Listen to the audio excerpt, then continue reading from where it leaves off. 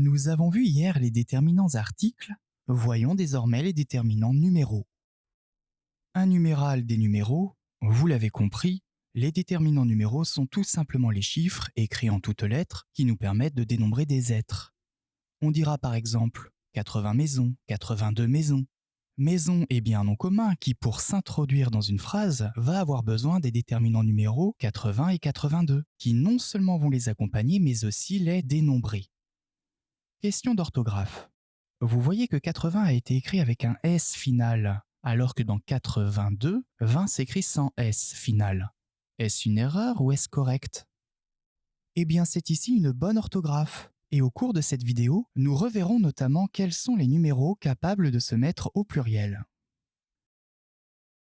De 1 à 16, les déterminants numéraux vont s'écrire en un seul mot. 1, 2, 3, 4, 5, etc. Mais à partir de 17, les mots vont commencer à se combiner.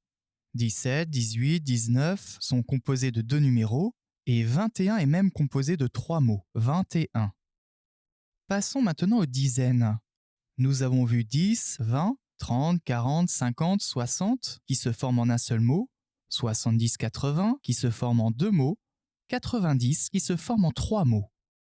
Viennent enfin 100 et 1000 et c'est en combinant l'ensemble de ces numéros que l'on forme les autres. 102, 399, 4632, etc., etc. jusqu'au million. Arrêtons-nous un instant sur la règle du tiret. Dans le dernier numéral, 4632, vous voyez qu'il y a un tiret entre 30 et 2, mais qu'il n'y en a pas entre 4630. Comment l'expliquer? Eh bien, il faut faire intervenir ici la règle traditionnelle qui régit normalement l'apparition des tirets. La règle est la suivante. Les déterminants numéraux composés sont associés par un tiret jusqu'à 99. 32 est inférieur à 99, donc 30 et 2 seront liés par un tiret. En revanche, 600 est bien supérieur à 99, donc il n'y aura pas de tiret pour lier les deux mots. Il existe néanmoins une dispense à cette règle. Regardez 21, 31, 41. Il n'y a pas de tiret entre 20 et 1, bien que le numéral soit inférieur à 99. Eh bien, notez que le mot « et » est capable de remplacer le tiret. Nous pouvons alors ainsi résumer la règle.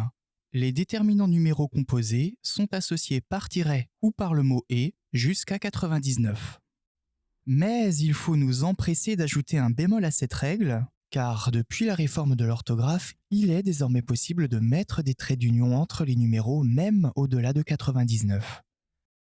Et maintenant, poursuivons cette vidéo en répondant à une question. Les déterminants numéraux sont-ils capables de se mettre au féminin ou au pluriel? Globalement, la réponse est non. Les déterminants numéraux sont invariables. J'ai gagné 5000 écus, nous irons place des 4 chemins. Vous voyez que 5 et 1000 n'ont pas de S à la fin, et vous voyez que 4 n'a pas de S à la fin non plus. Chemin a beau être au pluriel, 4 ne va pas prendre de S, puisque c'est là le déterminant numéral qui reste toujours invariable. Néanmoins, parmi les numéros, il en existe 3 qui sont sensibles au féminin ou au pluriel. Le déterminant 1 fait une au féminin, et les déterminants 20 et 100 peuvent éventuellement, dans certains cas, prendre un S au pluriel. Nous allons voir cela. Le chiffre 1 d'abord. Si je dis « je vois un chemin » au masculin, je dirais au féminin « je vois une voile ». Le « e » final est venu s'ajouter pour former le féminin de 1. Et lorsque 1 rentre dans la composition d'un autre numéral, cela donne par exemple 21 maisons, 31 maisons, etc. Eh bien le numéral 1 devenu 1 connaît également le féminin. Passons aux déterminants 20 et 100.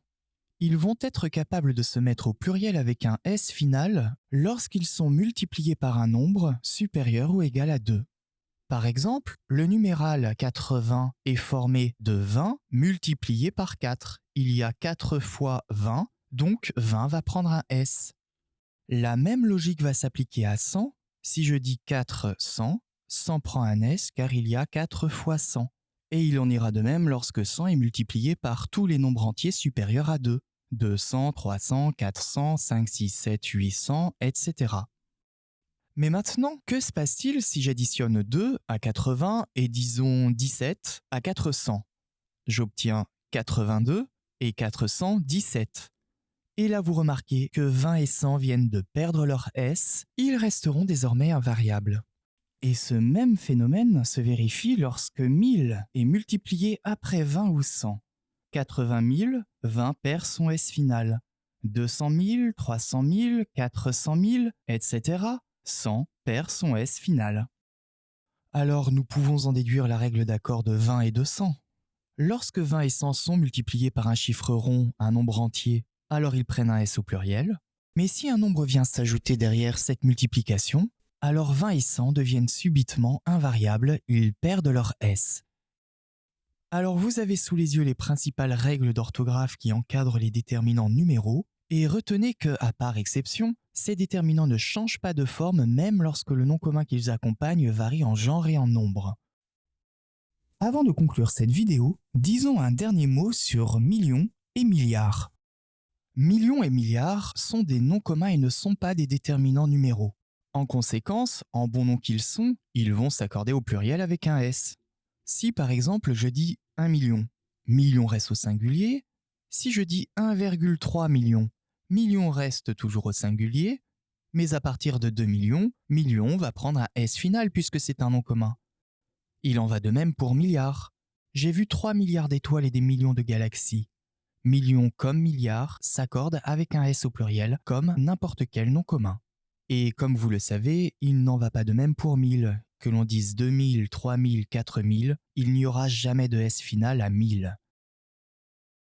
Cette vidéo sur les déterminants numéraux est maintenant terminée. Je vous remercie pour votre attention. Demain, nous aborderons les verbes d'état et la fonction attribut qui s'y rapporte. D'ici là, je vous souhaite une bonne journée, une bonne soirée. Portez-vous bien et à demain.